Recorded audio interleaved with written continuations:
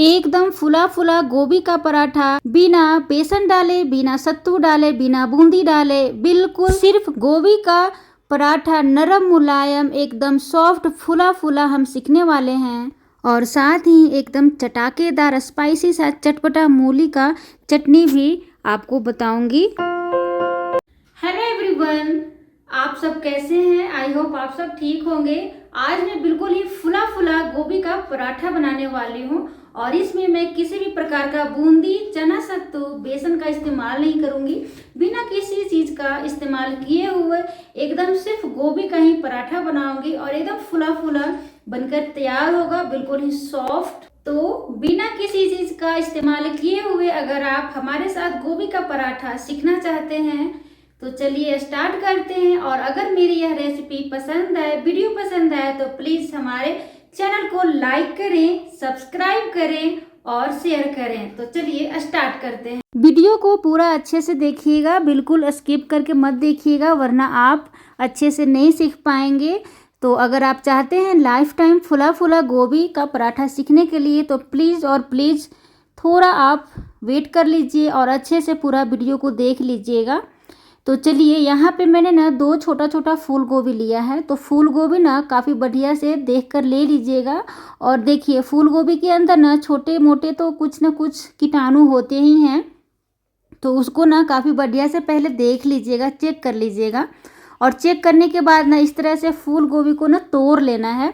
और इसको मैंने बोल में रख दिया है और इसमें डालना है नमक।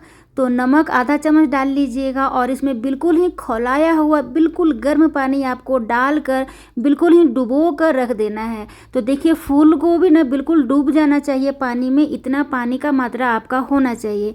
और इसे ना 5 से 10 मिनट के लिए छोड़ देंगे। जब नॉर्मल पानी हो जाएगा ना तब आगे का प्रोसेस करेंगे। यहाँ पे मैंने आटा लिया है गेहूं का और इसमें मैंने मंगरेला और अजवाइन डाला है और दोनों को ना क्रश करके डालिएगा। और स्वाद अनुसार नमक डाला है और थोड़ा सा मैंने हल्दी पाउडर डाला है। देखिए, हल्दी पाउडर बिल्कुल ऑप्शनल है, मैंने सिर्फ कलर के लिए डाला है। हल्दी डालने से क्या होता है ना कि पराठे में काफ़ी बढ़िया सा कलर आता है, देखने में अच्छा लगता है। तो आपकी मर्ज़ी है, अगर आप हल्दी पाउडर डालना चाहते हैं तो डाल लीजिएगा। और देखिए, अजवाइन मंगरेला जो है ना आप अपने स्वाद के अनुसार थोड़ा थोड़ा डालिएगा। कई बार क्या होता है, बहुत ज़्यादा डाल देने से ना ये कड़वापन आ जाता है। और इसे पानी डालते हुए काफ़ी बढ़िया से गूंद लेंगे। तो देखिए, कई लोग ना इस तरह से आटा गूंद लेते हैं। तो देखिए, ये फटा फटा जैसा आटा है ना, ये नहीं होना चाहिए। आपको इतना अच्छा से गूंदना है ना कि ये बिल्कुल ही दिखना नहीं चाहिए। देखिए, इस तरह से दिखता है ना तो बढ़िया पराठा नहीं बनता है। आटा बहुत ही बढ़िया से आपको गूंदना होगा। जब आप चाहते हैं ना कि पराठा हमारा बिल्कुल फुला फुला नरम मुलायम बने तो उसके लिए बेस है आटे को बहुत ही अच्छे से गूंदना। जब तक आप अच्छे से आटे को गूंदेंगे नहीं ना, पराठा मुलायम नहीं बनेगा। और इस तरह से ना मुट्ठी की सहायता से हमेशा दबाते हुए आटा को गूंदिएगा, बहुत ही बढ़िया सा परफेक्ट आटा गूंदता है। और देखिए, आटा गूंदने में कभी भी जल्दबाजी मत कीजिएगा और आराम से 10 मिनट तक आराम से बिल्कुल ही गूंद लीजिएगा। और इस तरह से ना बीच बीच में हाथ को गीला करके पानी की सहायता से गूंदिएगा तो बहुत ही सॉफ्ट आटा तैयार होता है। तो देखिए, मेरी ना दादी नानी कहा करती थी कि आटा गूंदना सभी को नहीं आता है। तो ऐसी बात सच है, आटा बहुत ही बढ़िया से गूंदना ज़रूरी है। अगर आप आटा अच्छे से गूंदेंगे ना तो बहुत ही आपका रोटी भी बढ़िया बनेगा, एकदम नरम मुलायम, और पराठा भी। तो देखिए, जब अच्छी तरह से गूंद जाए तो लास्ट में आपको हाथ धो लेना है और हाथ धोने के बाद फिर से दोबारा से आटा को इस तरह से गूंद लीजिएगा, मिक्स कीजिएगा। काफ़ी बढ़िया से मिक्स होता है। और देखिए, हाथ साफ करके लास्ट में अगर आप गूंदेंगे ना तो ये चिपकता नहीं है और बहुत ही परफेक्ट आटा गूंद कर तैयार हो जाता है। तो आपका ना आटा बिल्कुल ही सॉफ्ट होना चाहिए। देखिए, पराठा जब भी बनाए ना, आलू का बनाए या फिर गोभी का, किसी भी चीज़ का बनाए, बहुत ही सॉफ्ट आटा तैयार कीजिएगा। देखिए, इस तरह से ना हमारा बिल्कुल ही स्टिकी स्टिकी सा है। और देखिए, थोड़ा ना ये हल्का गीला जैसा भी है। और देखिए, जैसे आप रोटी बनाते हैं ना वैसा आटा रखिएगा। तो कई लोग ना हार्ड आटा में भी रोटी बनाते हैं, तो वैसा नहीं होना चाहिए। बिल्कुल ही सॉफ्ट मुलायम सा आटा होना चाहिए। और ऊपर से जब अच्छी तरह से मुलायम आटा गूंद लेंगे ना तो हल्का सा तेल लगा कर ढक दीजिएगा। तेल लगाने से क्या होता है ना कि आटा सूखता नहीं है और मुलायम बना रहता है। तो देखिए अब आटा तो गूंद चुका है और पानी भी हमारा ना ठंडा हो चुका है। फूल गोभी में जो मैंने पानी डाल दिया था ना गरम, ये ठंडा हो चुका है। अब इस पानी को ना बदलते हुए 4 से 5 पानी काफ़ी बढ़िया से बदलते हुए फूल गोभी को और भी अच्छी तरीके से धो लीजिएगा ठंडे पानी से, ठीक है। ठंडे पानी से धोने के बाद अब इस तरह से आपको फूल गोभी का छोटा छोटा फूल लेना है और इसे कद्दूकस कर लीजिएगा। तो देखिए आप कितना बड़ा छोटा रखना चाहते हैं, क्रश करके उस अनुसार आप छेद वाले कद्दूकस में आप कर सकते हैं। और इस तरह से आपको ना डंठल मिलेगा, तो ये डंठल को ना फेंकिएगा मत, आप इसका भुजिया या फिर सब्जी बना लीजिएगा। सारे फूल गोभी को मैंने ना कद्दूकस कर लिया है। अब यहाँ पे ना कद्दूकस करने के बाद इसका पानी नहीं निचोड़िएगा। देखिए कई लोग होते हैं ना कि पानी निचोड़ते हैं, मैं जो तरीका बताऊंगी ना उसमें आपको पानी बिल्कुल ही निचोड़ने की ज़रूरत नहीं पड़ेगी। अब यहाँ पे ना एक चॉपर लिया है, इसमें डाला है अपने मात्रा के अनुसार, जैसे कि 4 से 5 कलियाँ लहसुन का और अदरक का टुकड़ा है 1 इंच, और इसे ना काफ़ी बढ़िया से चॉप कर लेना है। देखिए आप यहाँ पे ना हरी मिर्च का भी इस्तेमाल कर सकते हैं अगर आप तीखा बनाना चाहते हैं तो देखिए हमारा बहुत ही बढ़िया सा चॉप हो गया है और ये टोटल 1 चम्मच है।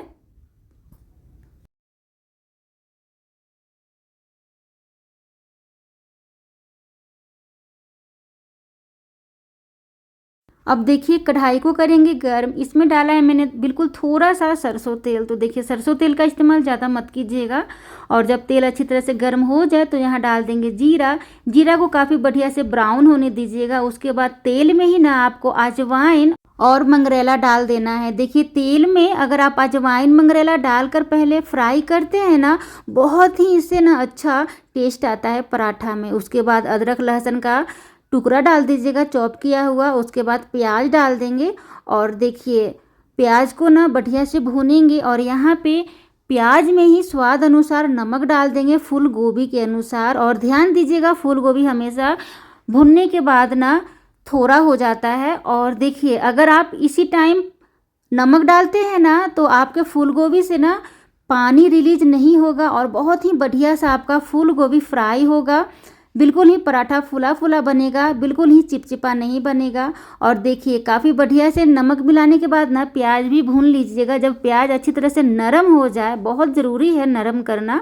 अगर आप प्याज को नरम नहीं करेंगे ना, मुलायम नहीं करेंगे, तो प्याज के कारण ना आपका पराठा फट जाएगा। इसी कारण से ना प्याज को हल्का नरम करना काफ़ी ज़रूरी है। जब प्याज नरम हो जाए तब यहाँ पे फूल गोभी दे देंगे। और देखिए फूल गोभी डालने के बाद बिल्कुल थोड़ा सा इसे फ्राई कीजिएगा, बिल्कुल ही तेज़ आंच पे। बस आपका ना पानी हल्का जो है ना फूल गोभी में वो सुखाना है। और देखिए फूल गोभी को ना ज़्यादा मत फ्राई कीजिएगा। अगर आप ज़्यादा फ्राई कर लीजिएगा ना तो फिर फूल गोभी का टेस्ट ना बिल्कुल ही अलग हो जाएगा। तो कोशिश कीजिएगा बिल्कुल तेज़ आंच पे 1 से 2 मिनट के लिए बस पानी सुखा देने का। तो फटाफट काम कीजिएगा। यहाँ पे लास्ट में मैंने ना यहाँ थोड़ा सा गरम मसाला डाल दिया है और देखिए इसमें मैंने हल्दी पाउडर का इस्तेमाल नहीं किया है। और एक ख़ास बात ध्यान दीजिएगा, कभी भी ऊपर से नमक का इस्तेमाल मत कीजिएगा। जब भी आप नमक डालिएगा पहले तेल में नमक डालकर मिक्स कर लीजिएगा, उसके बाद फूल गोभी को डालिएगा। अगर ऊपर से आप नमक डालेंगे ना तो पानी रिलीज हो जाएगा, मतलब फूल गोभी से पानी छोड़ना स्टार्ट हो जाएगा और फिर आपका पराठा ख़राब हो जाएगा। काफ़ी बढ़िया सा देखिए हमारा एकदम सूखा सूखा फूल गोभी बनकर तैयार है। चलिए अब यहाँ पे ना मैंने मूली लिया है, मूली करीब 4 इंच का है। और सबसे पहले मूली को काट लेना है। और यहाँ पे मैंने 6 से 7 कलियाँ लहसुन का लिया है और यहाँ पे तीखे के अनुसार मैंने मिर्ची लिया है, साथ में नींबू है। और धनिया पत्ता को काफ़ी बढ़िया से धोकर काट लिया है, बारीक बारीक काट लेना है। एक मिक्सी जार लेना है, मिक्सी जार में सबसे पहले आपको मूली, लहसुन और मिर्ची को डाल देना है और बिल्कुल थोड़ा सा पानी डालकर ना सबसे पहले ना मूली का पेस्ट बना लीजिएगा। काफ़ी ज़रूरी है सबसे पहले पेस्ट बना लेना। और अब यहाँ पे ना धनिया पत्ता डालेंगे। तो देखिए धनिया पत्ता के साथ अगर मूली पीसते हैं ना तो मूली का ना टुकड़ा रह जाता है और वो मूली पीस नहीं पाता है। तो यहाँ पे थोड़ा सा और पानी डाल दिया है और पानी डालने के बाद बढ़िया सा पेस्ट तैयार कर लेंगे। अभी नमक का इस्तेमाल नहीं करना है। बढ़िया सा ना पेस्ट तैयार हो गया है धनिया और मूली का। और यहाँ पे ऊपर से आपको नमक और सरसों तेल डालना है। कच्चा सरसों तेल मैंने 2 चम्मच डाला है और अपने चटनी के अनुसार डाला है 2 चम्मच कच्चा सरसों तेल। और यहाँ पे थोड़ा सा नींबू का रस डाला है और अब अच्छी तरह से मिक्स करेंगे। तो देखिए नमक और तेल हमेशा चटनी पीसने के बाद मिक्स कीजिएगा, काफ़ी अच्छा सा टेस्ट आएगा। एक बार आप ज़रूर मूली और धनिया पत्ता का चटनी मेरे तरीके से ज़रूर बनाइएगा, आपको बहुत पसंद आएगा। तो चलिए अब पराठा बनाते हैं। तो अब आगे का प्रोसेस भी आपको ध्यान से देखना होगा, किस तरीके से पराठा बनाना है, ठीक है। आगे का प्रोसेस भी बहुत ही इम्पोर्टेंट है। आटा को लेना है और आटा आप अपने मात्रा के अनुसार आप लोई तैयार कीजिएगा। आप कितना छोटा मोटा पतला बनाना चाहते हैं, इस तरह से आपको गोल गोल कर लेना है। सूखे आटे में आपको लपेटना है और बीच में ना आपको गड्ढा बनाते जाना है। और देखिए गड्ढा बनाने के बाद ना सूखा आटा इस तरीके से आपको छिड़कना है। सिर्फ 2 चुटकी आपको छिड़कना है और बहुत ज़रूरी है ये छिड़कना, ठीक है। उसके बाद देखिए बहुत ही मैंने यहाँ पे अधिक मात्रा में ना फूल गोभी भी डाला है। कई लोग हैं ना काफ़ी कम डालते हैं कि हमारा फट जाएगा, तो देखिए ज़रूरी नहीं है। देखिए आप ध्यान से, मैंने खूब सारा इसमें ना भर दिया है फूल गोभी को और देखिएगा हमारा बिल्कुल ही फूल गोभी फटेगा नहीं। फूल गोभी भरने के बाद दोबारा से 2 चुटकी सूखा आटा ऊपर से छिड़केंगे और छिड़कने के बाद इस तरह से आपको बंद कर देना है इसका मुंह। और देखिए मुंह बंद करने के बाद एक ख़ास बात और है, इस तरीके से जब आप मुंह बंद कर देंगे ना तो सूखे आटे में दोबारा से आप इस तरह से लपेटिएगा और लपेटने के बाद ना आपको इस तरह से दबाना बहुत ज़रूरी है। इस तरीके से अगर आप दबाते हैं ना तो अंदर का जितना हवा रहता है ना वो सभी जगह फैल जाता है। फैलने के कारण ना हमारा पराठा फटता नहीं है। आप डायरेक्ट बेलिएगा तो पराठा फट जाएगा हवा के कारण। और देखिए इस तरह से आपको बेल लेना है और देखिए सूखा आटा में लपेटते हुए अपना पराठा को बेल लीजिएगा। आप देख सकते हैं हमारा पराठा बिल्कुल ही फट नहीं रहा है। और देखिए आप यहाँ पे जितना मोटा पराठा खाना चाहते हैं उतना मोटा बना लीजिए, पतला बनाना चाहते हैं तो फिर पतला बेल लीजिए। देखिए हमारा बिल्कुल ही पराठा जो है ना वो फटा नहीं है। तो आप दोनों तरफ से देख लीजिए, बिल्कुल फटा नहीं है। और देखिए इसका मोटापन और पतलापन आप अपने अनुसार रखिएगा। मैं दूसरा वाला भी ना एक और सिखा रही हूँ ताकि आप अच्छे से सीखिए। देखिए आप डायरेक्ट इस तरीके से भरते हैं ना, तो डायरेक्ट नहीं भरना है। भरने से पहले थोड़ा सा सूखा आटा इस तरह से छिड़क लीजिएगा। उसके बाद खूब सारा आपको फूल गोभी भरना है। बिल्कुल डरना नहीं है कि फट जाएगा तो कम मात्रा में फूल गोभी भरेंगे, नहीं। आप खूब अधिक मात्रा में फूल गोभी भरिए, जितना मन करे उतना भरिए, बिल्कुल ही डरने की ज़रूरत नहीं है। तो देखिए यहाँ पे दोबारा से फूल गोभी भरने के बाद ऊपर से 2 चुटकी सूखा आटा इस तरह से छिड़क देंगे और अब इसे गोल गोल करके अच्छा सा लोई तैयार कर लेंगे। इसका मुंह बंद कर देंगे। तो आपको ध्यान क्या देना है, भरने से पहले थोड़ा सा सूखा आटा छिड़कना है, भरने के बाद थोड़ा सा सूखा आटा छिड़कना है। छिड़कने के बाद आपको इस तरह से पचका देना है, मतलब दबा देना है, ताकि इसके अंदर का जो हवा है ना वो सभी जगह चला जाए और बेलते समय हवा के कारण हमारा पराठा फटे नहीं। और देखिए कितना पतला मैंने बेला है, फिर भी ये फटा नहीं है। दोनों तरफ से मैं आपको दिखा रही हूँ। तो प्लीज़ आप इस तरीके से ना मेरे स्टाइल में आप पराठा बनाइएगा। और आप देख सकते हैं ये बिल्कुल ही फुला फुला हमारा पराठा बनकर तैयार हो रहा है। तो आप लोगों से ना एक रिक्वेस्ट है कि आप प्लीज़ स्किप करके मत देखिएगा। बहुत ही अच्छे से 5-6 चीज़ मैंने ना कुछ बातें बताई हैं और सभी जगह आप जो चीज़ मैंने बताया है उसे फॉलो कीजिएगा।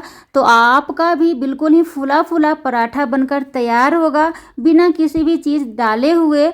आप मेरे तरीके से ना एक बार पराठा ज़रूर बनाकर देखिएगा इस तरीके से। और पलटते हुए मीडियम आंच पे आप इसे सेंक लीजिएगा। आप इसमें अगर घी डालना चाहते हैं तो घी डालिए, बटर डालना चाहते हैं तो बटर डालिए, या फिर रिफाइंड ऑयल का भी प्रयोग कर सकते हैं, या फिर सरसों तेल का भी। तो देखिए कितना फुला फुला हमारा पराठा बनकर तैयार हो रहा है ना, और ये बिल्कुल मोटा भी नहीं है। तो आप इस तरीके से बिल्कुल ज़रूर बनाइएगा। और अब मैं आपको दिखाती हूँ कि कितना ये सॉफ्ट सा हमारा पराठा जो है वो बनकर तैयार हुआ है। कोई झोल मोल नहीं, जैसा मैंने बनाया है वैसा ही आपको वीडियो में मैंने दिखाया है। अगर आपको यकीन नहीं होता तो इसी तरीके को फॉलो करते हुए आप अपने घरों में इस तरीके से पराठा बना सकते हैं। अब मैं आपको अंदर से निकाल कर दिखाती हूँ कितना सारा फूल गोभी हमारा है।